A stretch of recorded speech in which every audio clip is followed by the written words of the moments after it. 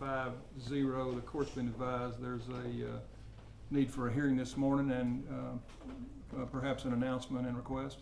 Yes, Your Honor. The state, and what will be classified as state exhibit number 1, has a motion to dismiss all proceedings against Neal Hampton Robbins. I'd ask to approach the court and move the document. Absolutely. Thank you.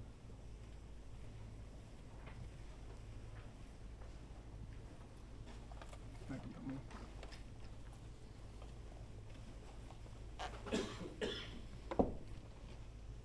Motion being based upon insufficient evidence. It's my understanding defense counsel and defendant are aware of this motion? We are, Your Honor. Okay.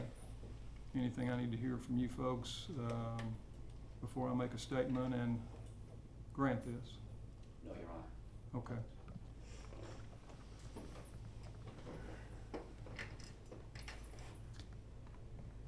I'm addressing what I'm going to say to everybody in this courtroom, specifically, or I should say, including Mr. Robbins and Ms. Hope.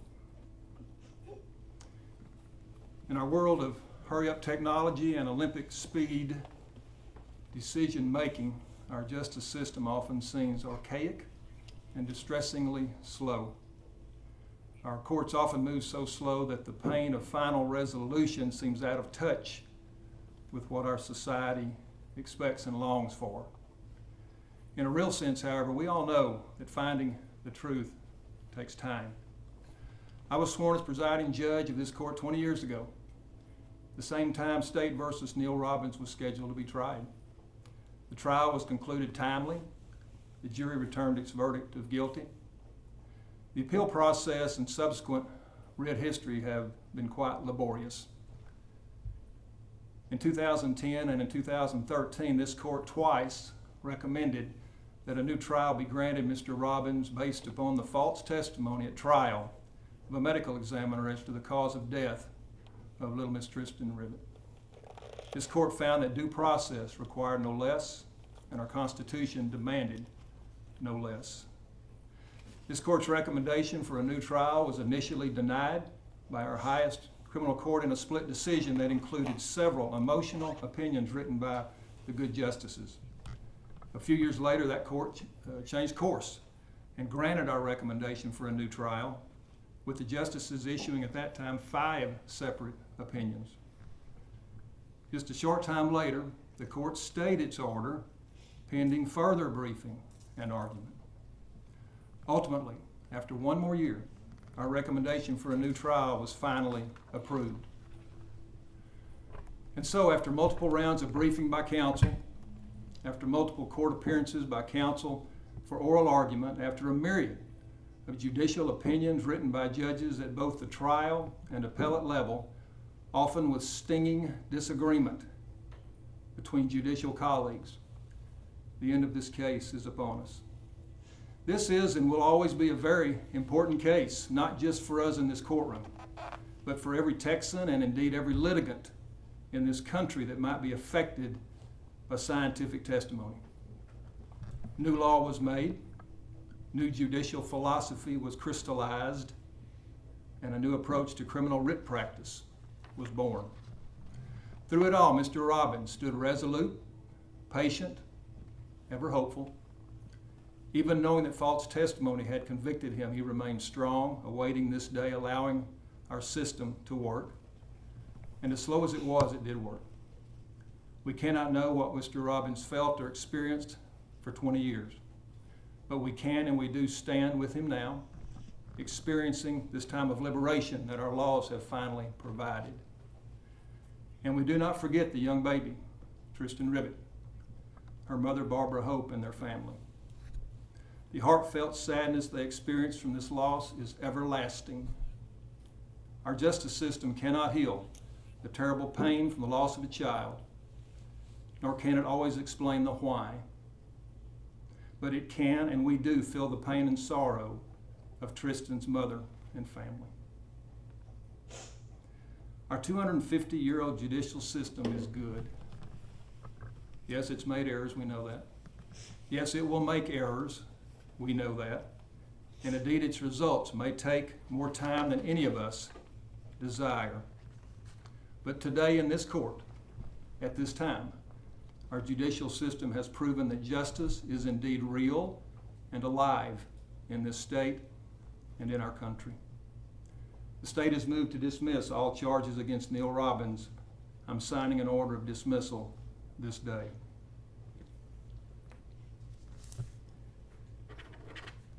Questions of counsel? I'm going to return this to the state so it can be properly filed and appropriate measures taken.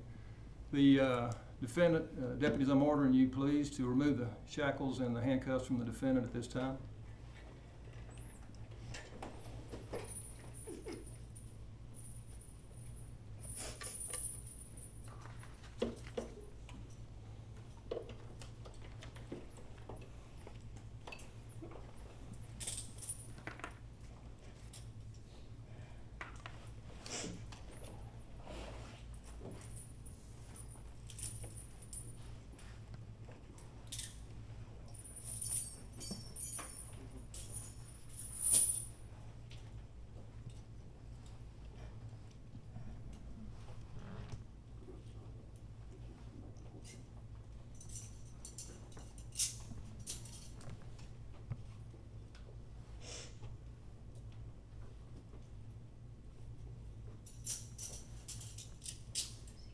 Thank you, Deputy.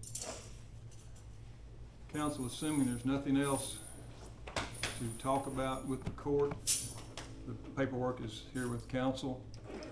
It's my order that Mr. Robbins be released and set free. There is, of course, some business with the jail, getting all the paperwork done and appropriate measures taken, and assuming there's nothing else in place that would delay that release. That's my order that it happened forthwith. Anything else from the state? Nothing further, Judge. Thank you for your hard work, young man. Counsel, thank you very much. All of Be you. excused, Your Honor. You can. Thank you very much. Good luck to you. We'll be adjourned. All rise.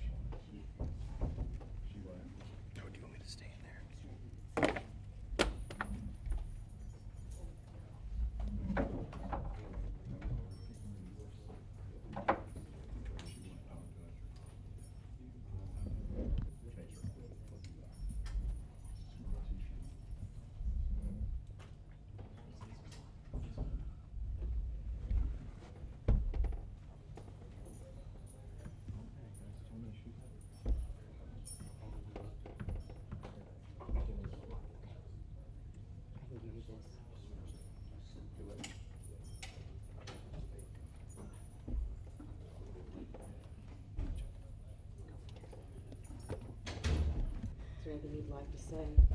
Just that, in my opinion, Neal left out because of Patricia Moore, and I hope that Patricia is never allowed to touch another person, child, to do anything like what they've put me and my family through for the past 18 years. And I'm sorry, but I don't believe that Mr. Robbins is innocent. But he's the one that has to face God, not me. And that's really all I have to say. While we've got you out here, would you say your name clearly so they don't screw that up when we get this Barbara done? Hope. Thank you, Barbara. No Common problem. spelling? Yeah, Barbara, where are you living at? I'm not gonna put that on TV, I'm just curious. it doesn't matter. Okay. How has it been coping for 18 years? I know you don't. This has been, this, Neal gets out of jail, I don't. I get to stay in prison, so, and that's really all I have to say, you guys. okay. Thank you. Thank you, Barbara. Y'all be safe. Thank you. Just for the record, can we get your name and spell it out for us? Sure, it's Brett, B-R-E-T-T, Ligon, L-I-G-O-N, and I'm the elected Montgomery County District Attorney. prosecutor on this case? Yes, I'm the elected prosecutor. I'm ultimately responsible for every case filed here. This took 18 years to get this resolution. What do you make of all this? If you've heard the judge's recitation of the timeline, it was a case started by my predecessor and ended here.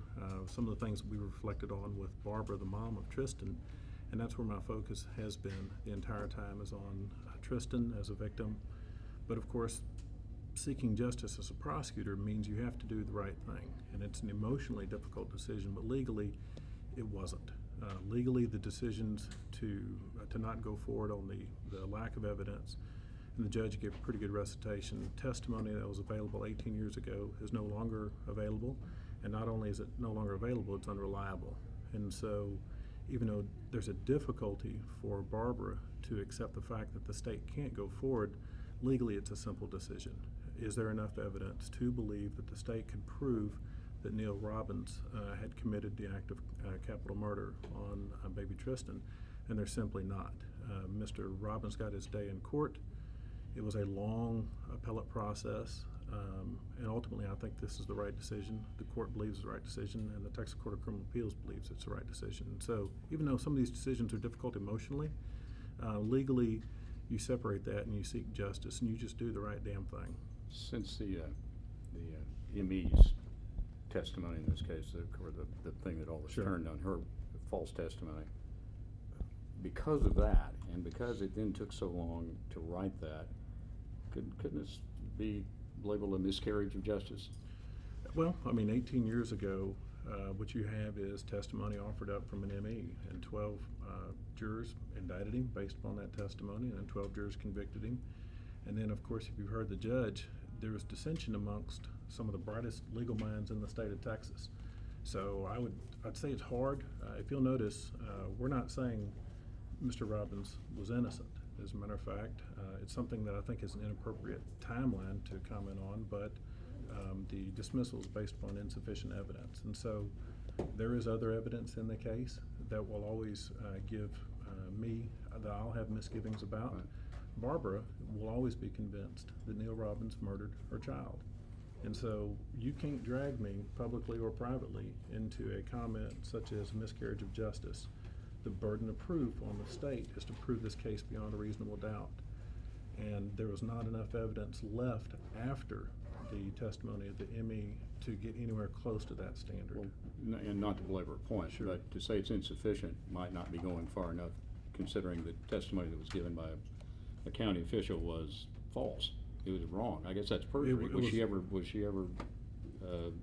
prosecuted for any of that? It was false testimony in Right. the sense that she believed that Neal Robbins, that the certain amount of injuries that the child suffered, he was the cause of that. Right.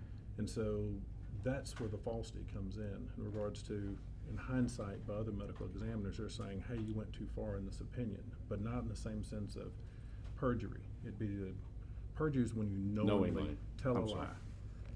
Falsity is, it turns out, in hindsight. And once again, man, these are one of the things that has disappointed me becoming the elected DA is I believed in my naivete that medical testimony was black and white.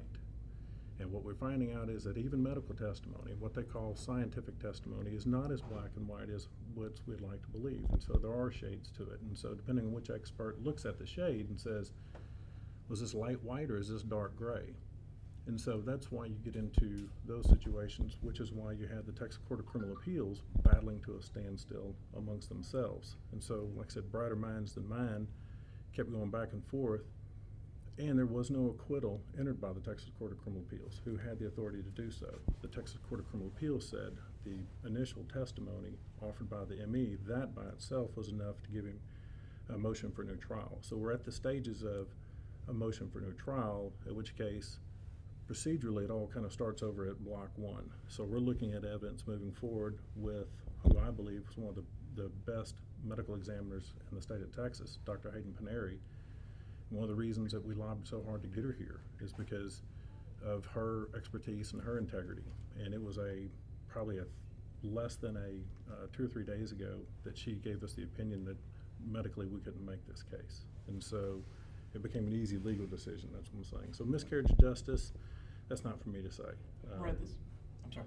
This is not the first thing against Patricia Moore case that's come up, has it? No, certainly not.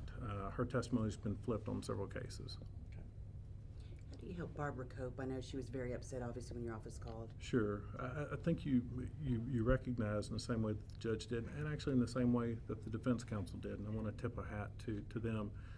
Barbara's a person who lost a child. Tristen is never coming back. And regardless of if your view is you're focused on the defendant or if you're focused on the victim, here's a lady who lost a child and that child's never coming back. And so we continue to provide what support we can, but still knowing that I can only go so far just because my heart goes out to somebody. My standard as the DA is there probable cause for an indictment, and do we believe we can make evidence beyond a reasonable doubt? And so, for example, in this case, we've maintained constant phone contact with Barbara. I flew Barbara in yesterday. She knew on the phone that we were going to dismiss it, but I felt it would be important for her to have closure, for us to actually fly her in, so that she could sit across the table and hear from me personally why it was that I felt that I'd reached the end of the road. There was no way for me to make it. I am the elected DA. The buck stops here. I need to be the one that the judge says something to. I need to be the one that when Neal Robbins has something to say to, but I also need to be there for Barbara. And so that's why I felt like justice demanded of me and justice demanded of the system. Thank you. Thank you. Okay. Do you know And- where you For names. Names. Mike Aduddle, Aduddell. Brian Wice, W-I-C-E. John Milliston, Milutin. Brian, how you feeling like right now? Gratified, elated, relieved. Churchill said that victory has 1,000 fathers and defeats an orphan. There are so many people who are responsible for what happened here this morning who aren't here, whose identities and names most people will never know. But before I talk about them and talk about these guys, I've been a defense attorney for 35 years. I've been a special prosecutor for about 18 months. And until I became a prosecutor, I didn't realize the monumental power that prosecutors have over all of our lives and liberty. And what I've realized is that there's more to being a prosecutor than putting people in the penitentiary. What I've learned is that it's doing the right thing for the right reason at the right time. And then that's why I know that I speak for all of us when I say that we have the utmost respect for Brett Ligon, his office, and the decision that his office arrived at in this case. Brett recognized that if the law doesn't keep up with science, then trials don't produce reliable results because they're not fundamentally fair. Why did it take so long to do the right thing in this case? System work really? The system did work, like Judge May said, and I know I speak for the three of us when I say that everything he said rings true. Unfortunately, you're entitled to a speedy trial, but you're not entitled to a speedy appeal or a speedy post-conviction writ. And the issues that this case presented over the course of the last decade are novel, difficult, complicated, and unfortunately, it caused some of the best legal minds in the state to respectfully disagree. Do we wish it could have happened sooner? Absolutely. I've made a lot of bad law and lost a lot of cases, but when I lost this case in June of 2011, it was the most devastating loss I can ever recall. It was like being punched in the stomach, not being able to catch your wind. And it's not often that we as criminal defense lawyers get do-overs. You get do-overs in the backyard as a kid playing wiffle ball, but it's not often that you get one in any case, but particularly a case like this.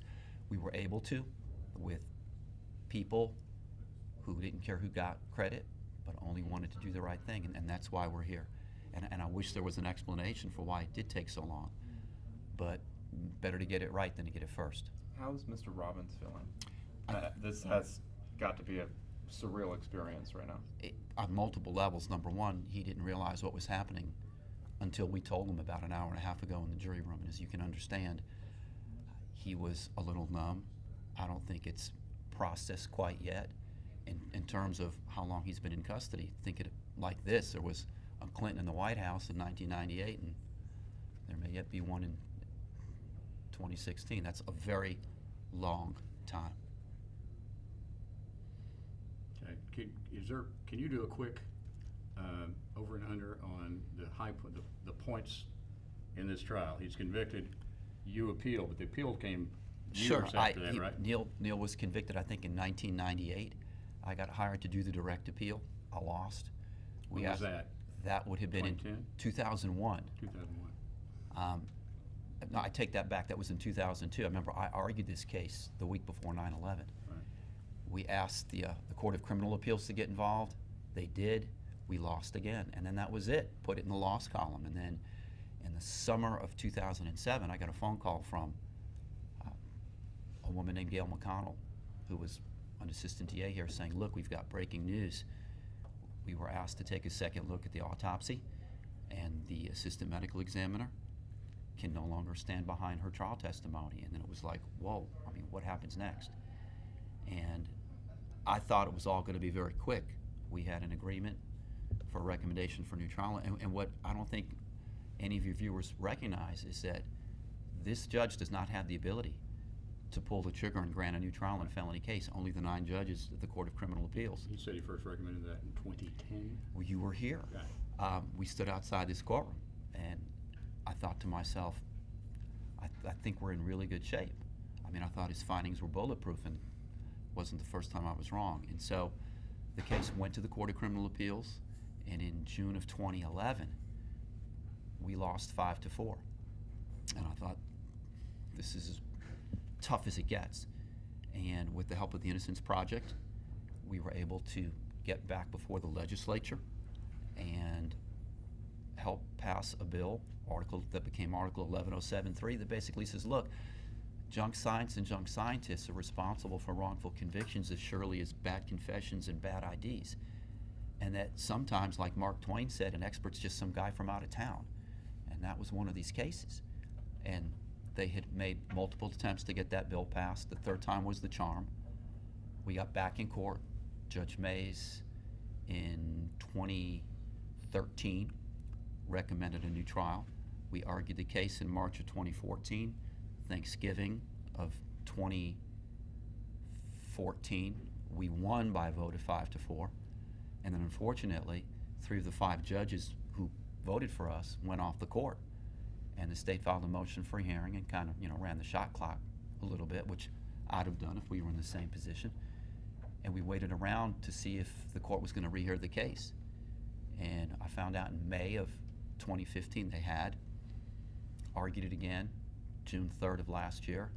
And then this past January, the state's motion for a hearing was dismissed by a vote of 8-1. So, there were a lot of moving parts. And justice sometimes, it's supposed to be blind, but it's not supposed to be deaf, dumb, and stupid. And there were times in this case when I thought that's exactly what happened. And let me see this. These 2 guys right here, Mike A. Duddle, John Milliton, to suggest it was a team effort, I know people are going to roll their eyes and go, wow, that's a cliche. But like most cliches, it's true. And we could not have gotten to where we are today and reached the result if these guys hadn't had my back. What's the next step for your client? I guess rediscovering what life is like in the 21st century, learning how to use a smartphone and the internet and an ATM card. I don't think any of us can put ourselves in his shoes. I mean, 1998 was a very long time ago. And when you're Neal's age and you hear your sentence isn't a number but a noun, the rest of your life's a very long time. And I just hope that Neal is able to walk into the 21st century and acclimate himself in a way where he can live the rest of his life and not recognize that he has to answer roll call in the morning and be served breakfast at 3:15. How soon will he be actually freed? A couple of hours. I mean, that, it's not like it is on Law and Order. I think our viewers are like, why didn't he walk out of court today like we see on TV? And unfortunately, there's a process, and that process requires him as a ward of the county to be brought back to the jail and then processed out. But I want to say this. When Judge Mays ordered those shackles and those handcuffs released, I think I remembered why I went to law school, because this is one of those cases, and that was one of these moments. And, you know, if judges, trial judges, are like home plate umpires in Game 7 of the series. Not everybody can do it. Not everybody can do it well. Judge Mays is the gold standard. He is the guy that you want calling balls and strikes. He's fair. He's consistent. He doesn't squeeze the strike zone on hitters and pitchers he doesn't like. And he doesn't care who wins or loses. And what we saw today and what we heard him say, again, I hope I speak for these guys. I've never been more proud to be a lawyer. Oh, yeah. Why don't you ask these guys some questions? You just don't see this in the system very often, and it's very gratifying to stand beside a pillar in the defense community. I really appreciate working with Brian Wice and John Miller. Very good results for Mr. Robbins. When you realize the results that you're gonna get today, what was your feelings like about that? Well, I had hoped from the moment I got on the case I would be feeling what I'm feeling today. And certainly there was always that chance. But my feelings are very good. Most of my feelings and thoughts right now are for Mr. Robbins and how he's going to cope and get along with his life. We're going to wish him the best and help him all we can. Is there anything you wanted to say, sir? I'm sorry? Is there anything you wanted to say? I just want to say that it's been an incredible experience, and this man right here is probably the most dedicated lawyer it's ever been my pleasure to work around, and Neal Robbins was lucky to have him and Mike Adel. It's never hard to know the right thing. It's oftentimes very hard to do the right thing, and I'm very grateful for Mr. Robbins' behalf that Brett Ligon, the Montgomery County District Attorney's Office, did the right thing here. Thank you. Thanks, guys.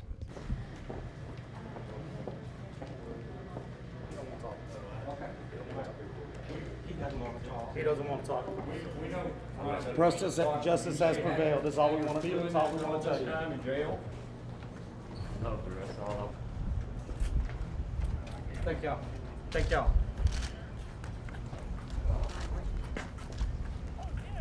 Come on, man. This is getting obnoxious. Come on.